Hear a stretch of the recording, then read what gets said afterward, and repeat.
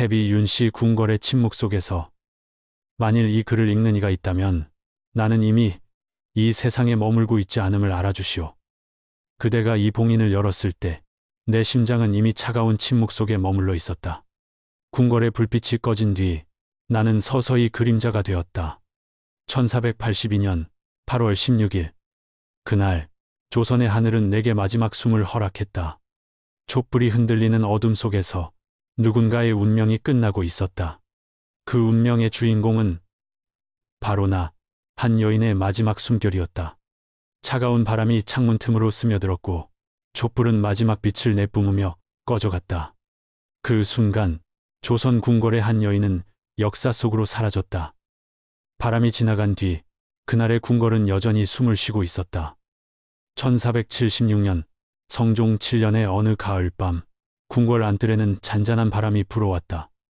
조선의 왕권은 유교적 질서 속에 세워졌고 특히 여성이 머물 수 있는 자리는 극히 제한되어 있었다. 그 속에서 윤 씨는 미소 짓는 여인이었고 동시에 운명에 갇힌 존재였다. 궁궐의 붉은 기둥과 푸른 기와 아래에서 수많은 여인들이 자신의 운명을 받아들이며 살아갔다. 어떤 이는 왕의 총애를 받아 영화를 누렸고 어떤 이는 냉대 속에서 외로이 늙어갔다. 그리고 어떤 이는 비극적인 최후를 맞이했다. 조선 왕조는 태조 이성계가 1392년에 세운 왕조였다. 유교 이념을 국가의 근본으로 삼았고 특히 성종의 치세는 그 이념이 가장 강하게 뿌리내리던 시기였다. 성종은 1457년에 태어나 13살의 어린 나이에 왕위에 올랐다.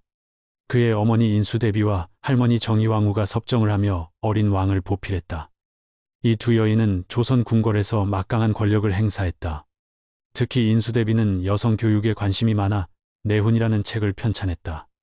이 책은 여성이 지켜야 할 도리와 덕목을 담고 있었다. 궁궐의 법도는 엄격했다.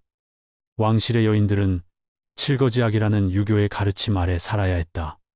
시부모에게 불순종하는 것, 아들을 낳지 못하는 것, 간통, 도둑질, 병에 걸리는 것, 극심한 질투, 말을 함부로 하는 것.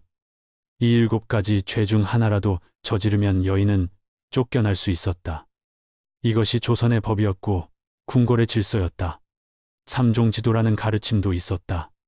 여성은 어려서는 아버지를 따르고 결혼해서는 남편을 따르고 남편이 죽으면 아들을 따라야 한다는 것이었다. 여성의 삶은 태어나면서부터 죽을 때까지 누군가에게 속해 있었다. 그 궁궐의 긴 복도를 걷는 여인들의 발소리는 항상 조심스러웠다. 나무마루 위를 스치는 비단 치마 소리, 멀리서 들려오는 작은 종소리, 그리고 끝없이 이어지는 침묵. 이것이 조선 궁궐의 일상이었다. 붉은 기둥과 푸른 기와가 늘어선 궁궐 안에서 수많은 여인들이 자신의 운명을 받아들이며 살아갔다. 궁녀들은 어린 나이에 궁궐로 들어와 평생을 왕실을 섬기며 살았다. 후궁들은 왕의 총애를 받기 위해 경쟁했고 왕비는 국모로서의 무거운 책임을 짊어져야 했다. 모두가 각자의 자리에서 궁궐의 질서를 유지하며 살아갔다. 그녀가 궁궐의 중심으로 들어섰을 때 이미 보이지 않는 실이 그녀를 붙잡고 있었다. 윤 씨는 1455년 7월 15일 함안 윤씨 가문에서 태어났다.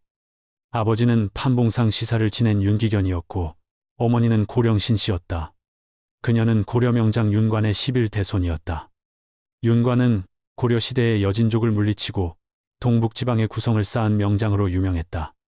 그의 후손인 함안 윤씨 가문은 조선시대에도 명문가로 인정받았다.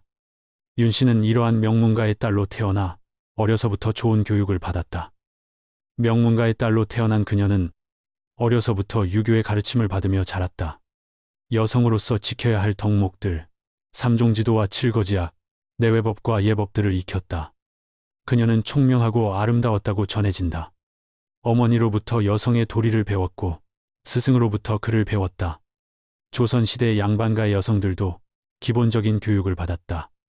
비록 과거 시험에 응시할 수는 없었지만 집안을 다스리고 자녀를 교육하기 위해서는 교양과 지식이 필요했다. 윤 씨는 그러한 교육을 충실히 받으며 자랐다. 1473년 그녀는 18살의 나이로 궁궐에 들어왔다. 성종의 후궁으로 간택되어 수기의 품계를 받았다. 당시 성종은 16살의 젊은 왕이었다. 첫 번째 왕비 공해왕후 한씨는 1474년에 세상을 떠났다. 공해왕후는 성종과 결혼한 지 5년 만에 23세의 나이로 세상을 떠났다. 그녀는 아이를 낳지 못했다. 왕실에는 후사가 필요했고 신하들은 왕에게 새로운 왕비를 맞이할 것을 권했다. 숙의 윤씨는 왕의 총애를 받고 있었다. 그녀의 미모와 품성이 왕의 마음을 사로잡았다. 윤씨는 궁궐에서 조용히 미소 지었지만 그 미소 이면엔 깊은 바람이 숨어 있었다. 그녀는 왕의 총애를 받았고 1476년 마침내 중전의 자리에 올랐다. 21살의 나이였다. 후궁에서 왕비로 승격되는 것은 매우 드문 일이었다. 조선 왕조 500년 역사에서 후궁 출신으로 왕비가 된 경우는 손에 꼽을 정도였다. 그녀에게는 영광스러운 순간이었다. 조선의 국모가 된 것이다. 중전의 자리는 왕실에서 가장 높은 여성의 지위였다. 모든 궁녀와 후궁들이 그녀에게 절을 해야 했고 그녀의 명령을 따라야 했다. 그해 11월 7일 그녀는 첫 아들을 낳았다. 그 아이의 이름은 융이었고 훗날 연산군이 되었다. 왕비가 아들을 낳았다는 것은 그녀의 지위를 더욱 공고히 했다. 세자의 어머니가 된 것이다. 조선 왕조에서 아들을 낳는 것은 여성에게 가장 중요한 일이었다. 특히 왕비가 아들을 낳으면 그 지위는 확고해졌다. 궁궐 전체가 축제 분위기였다. 왕세자의 탄생은 왕조의 미래를 보장하는 일이었기 때문이다. 성종은 기뻐했고 신하들도 축하했다. 왕비 윤씨는 이제 누구도 흔들 수 없는 자리에 올라선 것처럼 보였다. 1476년 그녀는 한 아이를 안았고 그 아이는 훗날 연산군이 되었다. 그러나 그 아이의 왕좌가 그녀에게 기쁨만을 안겨주진 않았다. 궁궐의 법도는 그녀를 영광으로 올렸지만 동시에 그녀에게 칼날을 겨누고 있었다. 왕비가 된 후 윤씨의 삶은 변하기 시작했다. 성종은 여전히 후궁들과 시간을 보냈다. 조선의 법도상 왕은 후사를 위해 여러 후궁을 둘 수 있었다. 이것은 왕실의 당연한 관습이었다. 왕은 왕조의 계승을 확실히 하기 위해 많은 자녀를 두어야 했다. 그러나 윤씨는 이를 받아들이기 어려워했다. 그녀의 마음속에는 질투의 불꽃이 타오르기 시작했다. 특히 윤씨가 임신 중이거나 출산 후 조리를 하는 동안 성종은 다른 후궁들과 시간을 보냈다. 이것은 왕실의 예법상 당연한 일이었다. 왕비가 임신 중이거나 출산 후에는 왕과 동침할 수 없었기 때문이다. 그러나 윤씨는 이를 배신으로 느꼈다.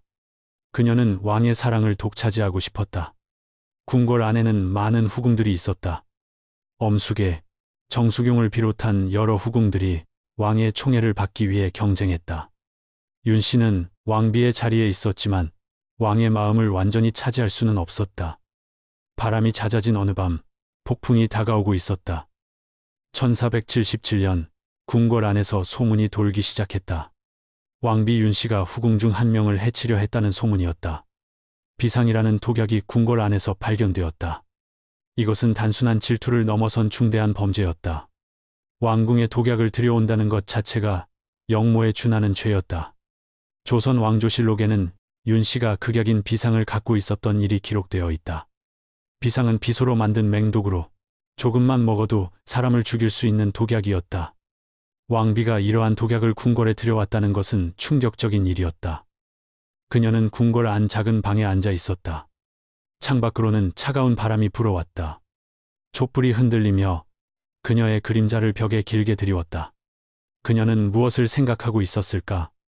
왕의 사랑을 되찾고 싶었던 것일까? 아니면 자신의 자리를 지키고 싶었던 것일까? 아니면 정말로 후궁들을 해치려 했던 것일까? 역사는 그녀의 진짜 마음을 알려주지 않는다.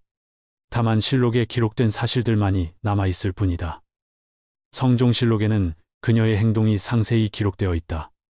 인형을 만들어 저주를 했다는 기록, 무자식하게 만드는 방법이나 반신불수가 되게 하는 방법을 적은 책을 상자 속에 숨겨두었다는 기록이 남아있다. 또한 왕을 바라볼 때 낯빛을 온화하게 하지 않았다는 기록, 왕의 발자취를 취하여 버리고자 한다고 말했다는 기록도 있다. 심지어 왕이 조회를 받고 안으로 돌아온 뒤에야 일어났다는 기록까지 남아있다. 왕비로서 마땅히 지켜야 할 예법을 어긴 것이다. 왕이 조회를 받으러 나갈 때 왕비는 먼저 일어나 왕을 배웅해야 했다. 그러나 윤 씨는 이를 무시했다고 한다. 실록에는 더 심각한 기록도 있다. 윤 씨가 엄수계와 정숙용이 서로 통하여 자신을 해치려고 모의한다는 내용의 언문, 즉 한글로 쓴 거짓 편지를 만들어서 고의로 권 씨의 집에 던져 넣었다는 것이다. 이것은 후궁들을 모함하여 제거하려는 시도였다. 또한 구술하는 방법을 적은 서책을 성종에게 들킨 일도 있었다. 조선 왕조는 유교를 국교로 삼았고 무속신앙을 미신으로 여겨 금지했다. 특히 왕실에서 구술하거나 무당을 부르는 것은 엄격히 금지되어 있었다. 왕비가 이러한 금기를 어겼다는 것은 큰 문제였다. 조선의 유교 사회에서 이러한 행동은 용납될 수 없었다. 특히 국모의 자리에 있는 여인이 이런 행동을 한다는 것은 국가의 기강을 흔드는 일이었다. 인수대비와 정의왕후는 분노했다. 성종 역시 더 이상 참을 수 없었다. 그는 대신들을 불러 왕비의 폐위 혹은 비늘호의 강등에 대해 논하였다. 그러나 대신들의 반대로 즉시 이루어지지 않았다. 비상과 저주의 책을 반입한 나인 3월은 교수형에 처해졌고 사비는 장백대를 맞고 변방의 관비로 보내졌다. 성종은 일단 관련자들을 처벌하는 것으로 사건을 마무리하려 했다. 그러나 윤 씨의 행동은 계속되었다. 실록의 기록에 따르면 그녀는 왕에게 폭언을 했다고 한다. 대왕대비의 말에 따르면 윤 씨는 이렇게 말했다고 한다. 왕이 죽기를 바란다는 말, 자신이 왕비의 자리에서 쫓겨나면 왕도 왕위에서 내려올 것이라는 말. 이것은 왕에 대한 저주이자 반역에 가까운 말이었다. 조선시대의 왕은 하늘이 내린 존재로 여겨졌다. 왕에게 불손한 말을 하는 것은 곧 하늘에 대한 불경이었다. 하물며 왕비가 왕에게 이런 말을 했다는 것은 상상할 수 없는 일이었다. 1479년 6월 2일의 아침, 열린 조서에는 그녀의 이름 위에 붉은 낙인이 찍혔다. 궁궐 안 팽팽한 침묵이 흐르기 시작했고 그 침묵은 그녀를 향한 칼날이 되었다. 패비라는 단어가 그녀의 이름 앞에 붙었을 때 그 순간부터 그녀는 더 이상 주인이 아니었다. 성종은 영돈령 부사 이상의 삼정승, 6조의 관원들, 그리고 대관들을 모두 불러 모았다. 왕은 왕비를 폐위하겠다고 선언했다. 궁궐안은 충격에 휩싸였다. 왕비를 폐위한다는 것은 조선 왕조 역사에서 거의 전례가 없는 일이었다. 그러나 대신들의 반응은 예상과 달랐다. 그들은 한 목소리로 반대했다. 대신들의 우려는 명확했다. 패비의 아들인 원자가 장차 왕위에 오를 것이다. 그때가 되면 어머니의 폐위에 관여했던 자들은 어떻게 될 것인가? 멸문지화를 당할 수도 있다. 게다가 왕비가 죄인이 된다면 그 아들인 세자에게도 영향이 갈 것이다. 후계 구도가 흔들릴 수 있었다. 조선의 안정을 위해서라도 왕이 참고 넘어가야 한다는 것이 대신들의 주장이었다. 대신들은 왕에게 거듭 간청했다. 개인적인 감정을 참고 국가의 안정을 먼저 생각해달라고. 그러나 성종의 의지는 확고했다. 그는 단순히 부인의 질투나 불미스러운 행동을 문제 삼는 것이 아니었다. 국모로서의 의범에 어긋났고 심지어 왕을 해하려 했다는 의심까지 있었다. 현대의 학술 연구에 따르면 이것은 개인적인 문제가 아니라 국가의 안위가 걸린 문제였다. 성종에게 있어서 이 사건은 집안을 다스리는 일이 동시에 나라를 다스리는 일이었고 권력이 개입되고 작동하는 문제였다. 성종은 대신들에게 자신의 입장을 분명히 밝혔다. 왕비의 행동은 용납할 수 없으며 국가의 질서를 위해 폐위가 불가피하다고. 인수대비와 정의왕후도 왕의 결정을 지지했다. 특히 인수대비는 며느리의 행동을 더 이상 용납할 수 없었다. 그녀는 성종에게 내훈이라는 책을 편찬하게 했던 사람이었다. 여성의 도리와 덕목을 강조했던 그녀에게 윤 씨의 행동은 참을 수 없는 것이었다. 인수대비는 직접 대신들 앞에 나서서 윤 씨의 잘못을 열거했다. 대왕대비의 권위로 폐위의 정당성을 주장했다. 정희왕후 역시 같은 입장이었다. 두 대비의 지지를 얻은 성종은 더욱 확고한 태도를 보였다. 이 장면이 마음에 남는다면 조용히 하트 하나만 남겨주세요. 결국 1479년 6월 2일 왕비 윤 씨는 폐위되었다. 그녀는 궁궐에서 쫓겨나 친정으로 돌아가야 했다. 그날 그녀가 궁궐을 나설 때 두 아들을 두고 가야 했다. 장남 융은 이미 4살이었고 차남은 아직 젖을 떼지 못한 갓난아기였다. 폐위 직전 윤 씨는 성종에게 편지를 보냈다. 두 아들과 함께 친정에 가게 해달라고 애원했다. 어머니로서의 마지막 간청이었다. 그러나 성종은 그 편지를 제대로 보지도 않았다. 왕자들은 궁궐에 남아야 했다. 왕실의 혈통인 왕자들을 궁궐 밖으로 내보낼 수는 없었다. 비극적이게도 궁궐에 남은 차남은 100일도 되지 않아 갑자기 사망했다. 어린 생명이 그렇게 쓰러져 갔다. 실록에는 성종 10년 6월 12일 배출된 윤 씨의 아들인 원자가 사망했다고 간략히 기록되어 있다. 사망 원인은 기록되지 않았다. 일부에서는 윤 씨를 폐위시키려는 세력이 아기를 해쳤다는 의혹을 제기하기도 했다. 그러나 확실한 증거는 없다. 다만 어린 왕자가 어머니와 떨어진 지 얼마 되지 않아 세상을 떠났다는 사실만이 남아있다. 친정에 머물던 윤 씨의 삶은 고통스러웠다. 한때 조선의 중전이었던 그녀는 이제 폐서인이 되어 갇혀 지냈다. 밖으로 나갈 수도 없었고 아들을 만날 수도 없었다. 오직 그리움만이 그녀를 짓눌렀다. 차남의 죽음 소식을 들었을 때 그녀는 어떤 심정이었을까? 젖을 떼지 못한 아기가 어머니 없이 세상을 떠났다. 어머니로서의 죄책감과 슬픔이 그녀를 괴롭혔을 것이다. 남은 아들 융은 아직 어렸다. 그 아이는 어머니가 무슨 일로 궁궐에서 쫓겨났는지 이해할 수 없었을 것이다. 다만 어느 날 갑자기 어머니가 사라졌다는 사실만을 받아들여야 했다. 3년이라는 시간이 흘렀다. 그 3년 동안 조정에서는 윤 씨의 처우를 놓고 논쟁이 벌어졌다. 일부 신하들은 세자의 어머니를 일반 백성처럼 살게 해서는 안 된다고 주장했다. 조정에서 따로 거처를 마련해주고 생활비를 지급해야 한다는 상소가 계속되었다. 비록 폐비가 되었지만 여전히 세자의 생모이기 때문에 최소한의 예우는 해야 한다는 것이었다.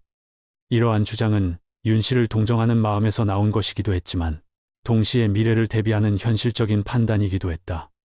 세자가 왕위에 오르면 생모를 어떻게 대했는가가 중요한 문제가 될 것이기 때문이다. 그러나 폐비를 미워하는 자들도 만만치 않았다. 정의왕후와 인수대비는 여전히 그녀를 혐오했고 왕의 후궁들인 엄수계와 정숙용은 그녀를 더욱 모함했다. 특히 엄수계와 정숙용은 윤 씨가 자신들을 해치려 했다고 주장했던 당사자들이었다. 그들은 윤 씨가 다시 복권되는 것을 극도로 두려워했다. 만약 윤 씨가 복권된다면 자신들이 위험에 처할 것이 분명했다. 그들은 환관들을 시켜 성종에게 윤 씨가 전혀 뉘우치지 않고 있다고 거짓 보고를 하게 했다. 윤 씨가 화장을 하고 있으며 반성의 기색이 전혀 없다고 말했다. 시간이 흐르면서 인심은 점차 폐비를 동정하는 쪽으로 기울어갔다. 세자가 점점 성장하고 있었고 사람들은 미래를 생각하기 시작했다. 이 상황이 성종과 인수대비에게는 위협이 되었다. 윤 씨가 복권된다면 어떻게 될 것인가? 그녀가 다시 권력을 잡는다면 그동안 그녀를 폐위시킨 사람들은 어떤 보복을 당할 것인가? 이러한 두려움이 결국 비극적인 결말을 초래했다. 그녀가 마지막으로 머리를 들었을 때 궁궐의 하늘은 이미 어두워져 있었다. 1482년 8월 16일 왕의 칙서는 그녀를 영원히 벗어난 자로 만들었다. 성종은 결단을 내렸다. 더 이상 이 문제를 끌 수 없었다. 그는 영돈영 부사, 이상 삼정승, 6조의 관원 및 대관들을 다시 모았다. 폐비 윤 씨에게 사약을 내리기로 결정했다. 성종은 폐비가 패출되어 쫓겨난 후에도 여전히 죄를 뉘우치지 않고 점차 원자가 장성하면서 윤 씨의 패출 문제가 다시 공론화되는 것을 막고자 했다. 실록에는 성종의 결정이 상세히 기록되어 있다. 좌승지 이세자가 명을 받들었다. 그는 사약을 들고 윤 씨가 머물고 있던 곳으로 향했다. 그날 아침 하늘은 유난히 어두웠다. 바람이 차갑게 불어왔다. 사사의 날 그녀는 침묵 속으로 들어갔다. 그 침묵이 곧 비명이었다. 28살의 젊은 나이였다. 한때 조선의 중전이었던 여인은 그렇게 생을 마감했다. 그녀의 마지막 순간이 어땠는지는 자세히 기록되지 않았다.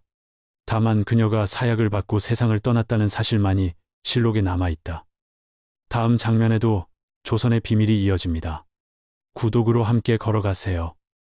한국민족문화대백과 사전에 따르면 윤 씨는 죽음에 이르러 피와 약으로 더럽혀진 수건과 비단 적삼을 남겼다고 기록되어 있다. 내가 마지막으로 본 것은 꺼져가는 불빛 하나와 바람에 흩날리는 한 조각의 흔적이었다. 그리고 궁궐엔 그날 밤부터 그녀의 숨결이 남아 있었다. 그녀가 떠난 뒤 왕궁은 빛을 잃은 그림자처럼 숨쉬었다. 처음에는 묘명도 없이 장단에 매장되었다. 폐비의 신분으로 죽었기 때문에 제대로 된 장례를 치를 수 없었다. 간단한 의식만 치르고 조용히 묻혔다. 그녀의 무덤에는 이름조차 새기지 못했다. 1489년 성종은 세자의 즉위 이유를 고려하여 무덤에 윤씨지묘라는 이름을 붙였다. 묘지기를 두어 관리하게 하고 장단도 호부사가 절기마다 제사를 지내게 했다. 제사에 쓰이는 용품은 왕비의 예에 준하게 마련하도록 지시했다. 성종은 자신이 죽은 후 아들이 왕위에 오르면 생모의 문제가 다시 불거질 것을 알고 있었다. 그래서 최소한의 예우는 해주려 했던 것이다. 성종은 1494년에 세상을 떠났다. 그는 38세의 나이로 생을 마감했다. 재위 25년 동안 조선 왕조의 문물과 제도를 정비하고 유교 이념을 확립하는 데 힘썼다.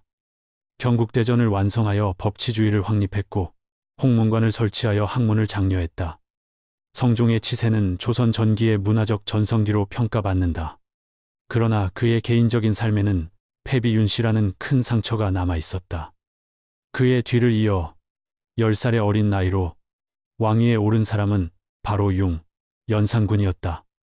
연산군은 어머니의 죽음에 대해 아무것도 몰랐다. 그는 정현왕후 윤씨를 자신의 친어머니로 알고 자랐다. 정현왕후는 성종의 세 번째 왕비였고 중종의 친어머니였다. 연산군은 자신의 친어머니가 폐비가 되어 사약을 받았다는 사실을 전혀 모른 채 왕위에 올랐다. 궁궐의 모든 사람들이 이 비밀을 지켰다. 연산군에게 진실을 말하는 것은 금기였다. 연산군은 어머니의 부재 위에 권력을 세웠고 그 권력은 분노로 뒤덮였다. 1494년 연산군이 왕위에 오른 후 그는 생모의 폐비 사실을 알게 되면서 신원을 모색하기 시작했다. 1497년 그는 어머니의 무덤을 개장하고 효사라는 묘호와 회라는 묘호를 추봉했다.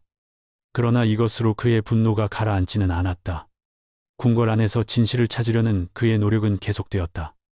연산군은 어머니가 왜 폐위되었는지, 누가 폐위를 주장했는지, 어떻게 사약을 받게 되었는지 모든 것을 알고 싶어 했다. 1504년 연산군 10년 마침내 폭풍이 일어났다. 임사홍이라는 신하가 왕에게 비밀을 밀고 했다. 그는 윤씨가 사사된 전말을 상세히 알렸다. 누가 폐비를 주장했는지, 누가 사약을 가져갔는지, 누가 이 일에 찬성했는지 모든 것을 밝혔다. 임사홍은 자신의 정치적 목적을 위해 이 사건을 이용했다. 그는 훈구 세력과 살인파를 제거하려는 계략으로 이 비밀을 폭로했다. 연산군은 광기에 사로잡혔다. 그는 어머니를 죽음으로 몰고 간 모든 사람들을 처벌하기로 결심했다. 조선의 중심이 흔들리는 동안 한 여인의 한숨은 바람 속에 떠돌았다. 연산군은 어머니 윤씨 폐위와 사사에 찬성했던 윤필상, 이극균, 성준, 이세좌, 권주, 김굉필, 이주 등 10여 명을 사형시켰다. 그는 사건에 직접 연루된 자들뿐만 아니라 연좌제를 적용해 관련자들을 멸문지화했다. 갑자사화로 화를 입은 사람만 239명이며 이 중 사형당한 사람은 122명이었다. 조선 역사상 가장 참혹한 사화 중 하나였다. 궁궐은 피로 물들었고 조정은 공포에 떨었다. 이미 죽은 한명회 같은 공신은 부관 참시를 당했다. 무덤을 파헤쳐 시신을 끄집어내어 목을 베는 형벌이었다. 한명회는 세조를 도와 왕위에 오르게 한 공신이었고 성종시대의 중신이었다. 그러나 그가 폐비 윤씨의 폐위에 찬성했다는 이유로 죽은 지 10년이 지나 부관 참시를 당했다. 성종의 후궁이었던 귀인 정씨와 귀인 엄씨는 고문 끝에 죽었다. 그들은 윤씨를 모함했다는 이유로 잔혹한 형벌을 받았다. 연산군의 복수는 끝이 없었다. 그는 어머니를 재헌왕후에 추승하고 그녀의 묘를 회릉으로 개칭했다. 1504년 연산군의 폭정으로 인한 무단적 분위기에서 성종의 폐비에 추승을 허하지 말라는 유교가 무시되면서 재헌왕 후에 추승되고 묘도 회릉으로 개칭되었다. 연산군은 어머니를 왕으로 복권시키고 왕릉의 예우를 갖춰 모셨다. 그러나 이러한 복수극은 조선 왕조를 혼란에 빠뜨렸다. 그러나 그의 폭정은 점점 더 심해졌다.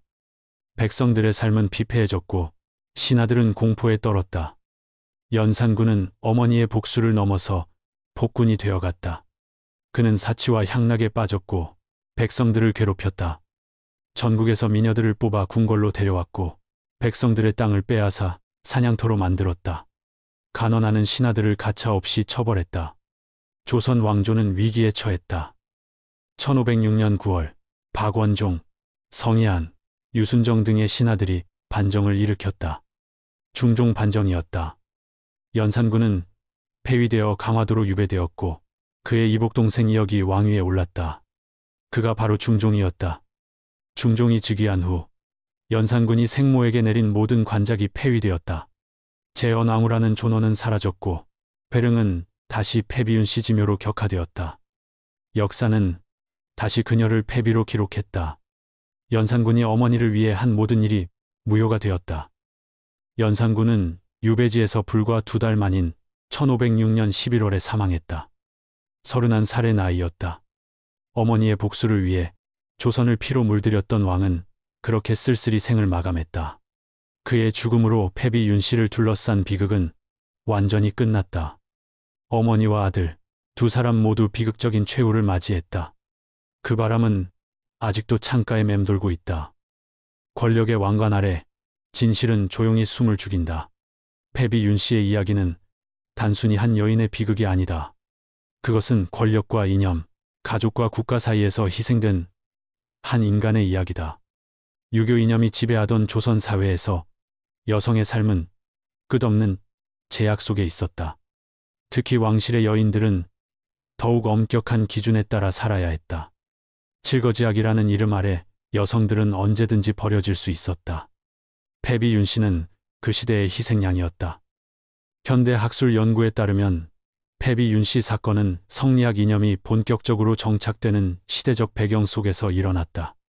성종 시대는 조선 왕조가 유교적 질서를 확립하려 애쓰던 시기였다. 1474년에 완성된 경국대전은 법률로서 국가를 다스리는 체계를 확립했다. 성종은 유교를 부흥시키고 학자들을 궁정에 초청했으며 불교 의식과 다른 오래된 전통들을 궁정 생활에서 제거했고 귀족의 특권을 축소하고 실력 중심의 관료제를 선호했다. 이러한 시대적 배경 속에서 패비 윤씨 사건은 유교 이념을 정착시키기 위한 시범 케이스였다는 해석도 있다. 윤씨의 이름은 사라져도 그녀의 이야기는 기억의 틈새에서 다시 피어난다. 그녀의 무덤은 여러 번 옮겨졌다. 장단에서 양주 망우리로, 그리고 1498년에 양주군 천장산, 현재의 서울 동대문구 회기동 경희의료원 자리로 이장되었고 연산군에 의해 회릉으로 격상되었다. 연산군 폐위 후 다시 회묘로 격하되었고 회묘가 있는 마을은 회터마을이라는 별명이 붙어 회기동의 지명의 유래가 되었다. 현재 그녀의 무덤은 경기도 고양시에 있다. 500년의 세월을 견디며 조용히 그 자리를 지키고 있다. 우리는 이 이야기를 통해 묻는다. 진정한 정의는 무엇인가? 실록의 기록에 따르면 그녀는 극심한 질투와 함께 왕을 해하려는 의도까지 보였다고 한다. 독약을 궁궐에 들여온 것, 저주의 인형을 만든 것, 왕에게 불손한 태도를 보인 것. 이 모든 것이 사실이라면 그녀의 행동은 용납될 수 없었다. 조선시대의 법과 질서로 볼 때 그녀는 처벌받아 마땅했다. 그러나 다른 시각도 존재한다. 그 과정에서 여성에 대한 통제는 더욱 강화되었다. 인수대비가 편찬한 내용은 여성의 도리를 강조하는 책이었다. 정치사상 연구에 발표된 학술 논문에 따르면 기존의 연구는 이 사건을 윤씨와 갈등 관계에 있었던 후궁들과의 질투나 시어머니의 미움이라는 가의 관점에서 설명한다. 그러나 국의 관점에서 재조명하면 왕에게 있어서 집안을 다스리는 일은 동시에 나라를 다스리는 일이며 때로는 가의 논리를 넘어서 권력이 개입되고 작동하는 문제이기도 하다. 성종에게 있어서 이 사건은 단지 부인의 투기나 불미스러운 비행에 그치는 문제가 아니었다.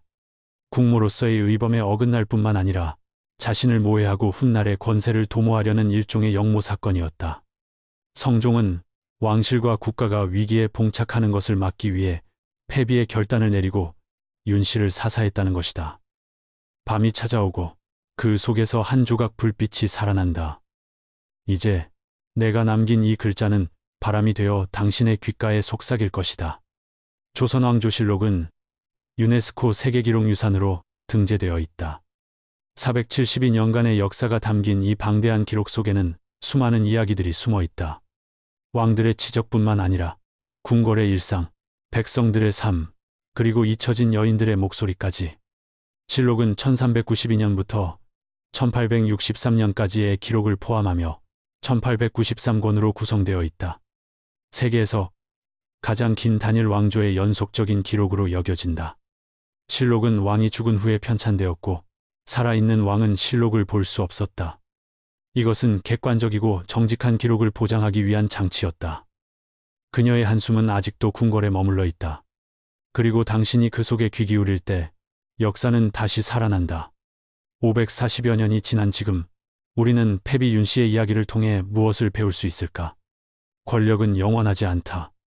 성종도, 연산군도, 중종도 모두 세상을 떠났다. 그러나 이야기는 남았다. 기억은 계속되고 있다.